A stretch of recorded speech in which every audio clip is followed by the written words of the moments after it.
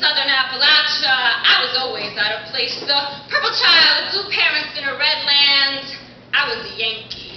As a senior in high school, I ate lunch in the back of my history teacher's classroom, windowless and white wall doors locked from the inside. There aren't many ways to get out of this place. I wrote college essays while my teacher lectured civic engagement out of 10-year-old textbooks. There was this boy in her class.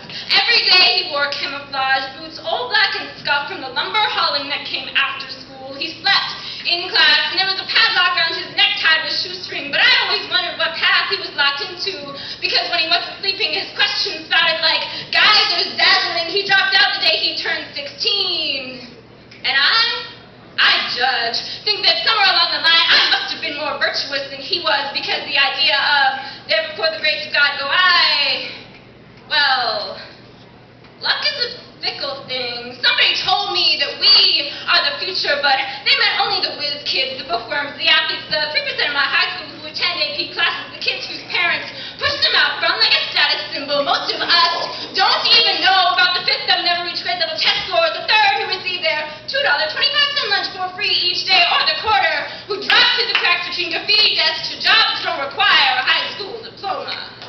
In college now, I am the future, but I'm beginning to think that high school is more like the real world, where the median household income is approximately $50,000 a year, than my bubble of a private liberal arts institution where the 60% of families can afford to pay more than $50,000 a year just for their child's education, because the other day when I mentioned my high school bathroom, smoke-filled, doors broken, soap non-existent, a girl asked me, "Did you go to a ghetto school?" Well, statistically speaking, my high school sits dead center in a state ranked 23rd in this nation. It's normal for 30% of the population to never receive a high school education. Today, my college newspaper heralds a family with 6 generations of Davidson graduates behind them. This is tradition, which doesn't fall far from birthright, which is a synonym of inheritance, and our respective levels of education correlate more with our family histories than our intellectual abilities. My parents are teachers, overeducated, underpaid, with 16 years of higher education between them, and I've inherited this need to succeed. My future's always been locked